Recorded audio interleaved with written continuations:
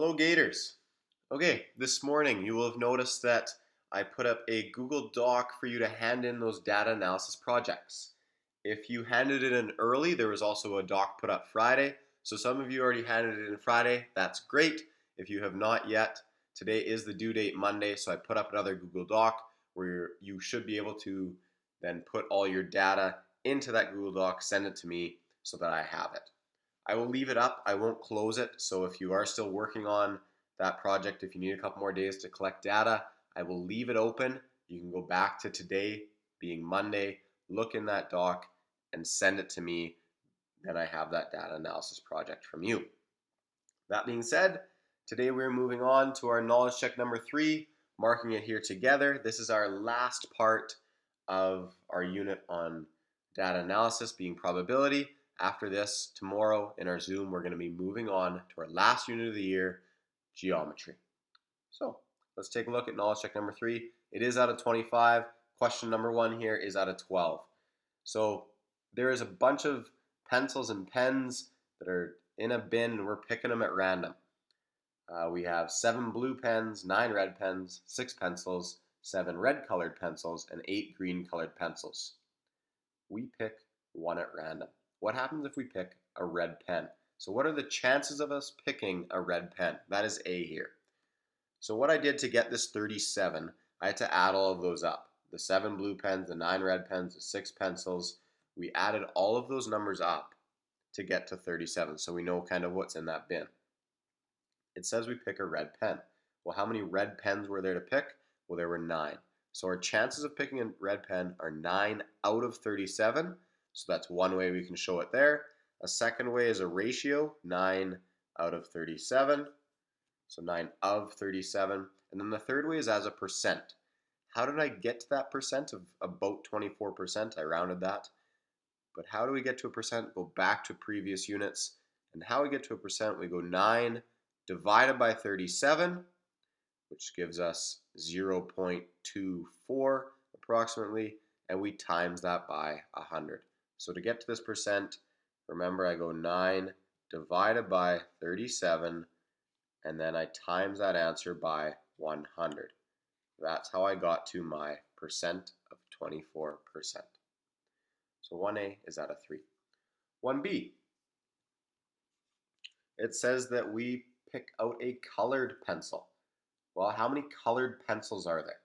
There are 15 pencils that are colored because we have 7 red colored and we have 8 green colored. So in total, there's 15 colored pencils out of 37 total in the bin. So there's one way to show that, 15 out of 37. 15 of 30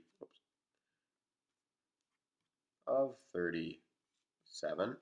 And then as a percent, 15 divided by 37 times 100 gives us approximately 41%. So 1, 2, 3 marks there. C, we have, what's it asking here? It's asking us for a pencil. Well, what are the chances of pulling out a pencil? Could be colored, could not be colored. So the total amount of pencils in that bin are 21 because I added up my 6 pencils, my 7 red pencils, and my 8 green pencils. Altogether is 21 pencils divided by 37. So 21 out of 37. You can show that as 21 of 37. And as a percent, I would go 21 divided by 37 times it by 100 to get 57%. And last one down here, D. We can see it at the bottom. Move it up a little bit. Part D, we are asked to find a pen. So to find a pen, we add up our blue pens and our red pens.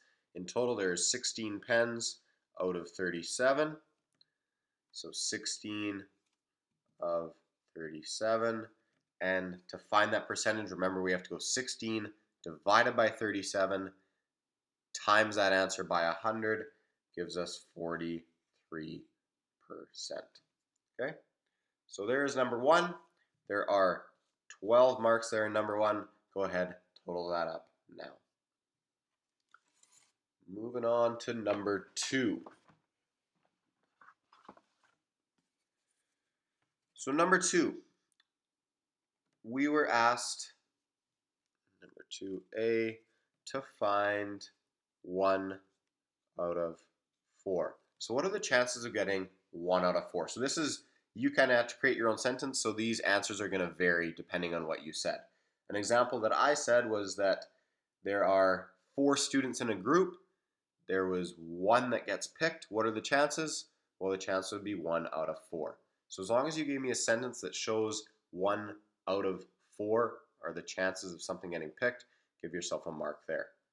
In 2B, nothing kind of came through there in the Word document. So what I said to you guys is kind of create your own. So you got to create kind of your own number. For fun, I put 1 out of a million.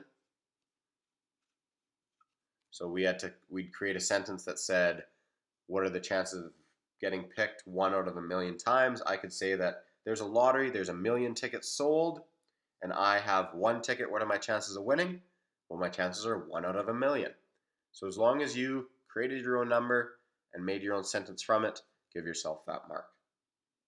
The next one was C. It was 1. So your chances of winning are 1. So that's 1 whole. It's not 1 out of anything, it's just 1. So it means you have a 100% chance. So you need to create a sentence where it shows that you are going to win no matter what.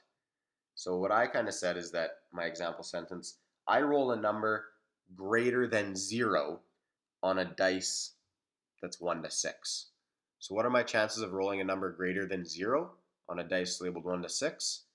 Well, my chances are 100%. My chance is that, yes, it's going to happen no matter what. So as long as you gave me a sentence that's 100% possibility of occurring, it's going to happen no matter what, you take that mark. And D, we had 0%.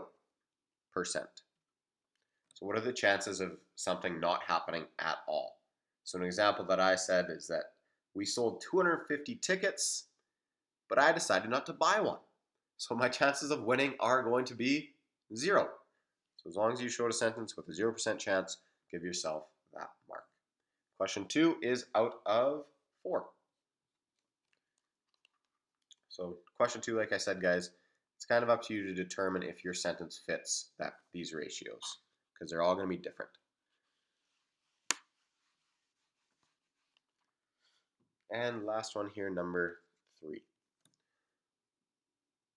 Looking at number 3, kind of similar to number 1. This time there's markers in a box. We've got 3 purple, 5 black, 8 pink, and 4 red. We pick 1 without looking. What are the chances that a black marker gets picked? So 3A, my chances that we pick a black marker, well, there's 5 black markers. There are 20 markers in total if I add them all up. So 5 out of 20. There's one way of showing that. I can also show that 5 of 20 chance. Or I could also reduce this. I could say the fraction 5 out of 20 is the same as the fraction 1 out of 4. Because 5 goes into 5 one time, and 5 goes into 24 times. So you could also show this as a reduced fraction 1 of 4. And my third way of showing this as a percent is 25%. Remember how we do that? I'll write it down here again. I would go 5 divided by 20, and then I would get my answer, and I would times that by 100, which gives me 25%.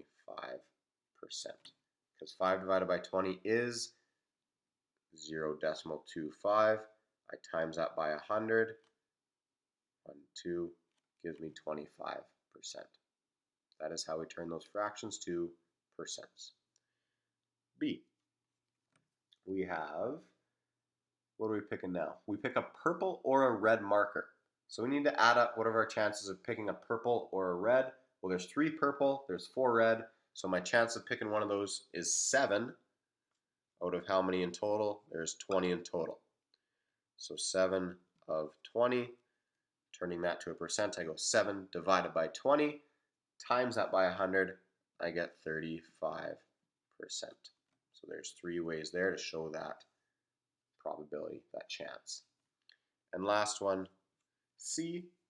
This one's a little bit different. It says a pink marker will not be picked. So what are the chances of me sticking my hand in there, grabbing a marker, and not getting a pink one? Well, to do that, we need to look at it and say that there's going to be 20 markers in total. We know that. And how many pink are there? Well, there's 8. So if I don't want to pick a pink, I've got to take out my 8. So 20 subtract 8 is going to be 12.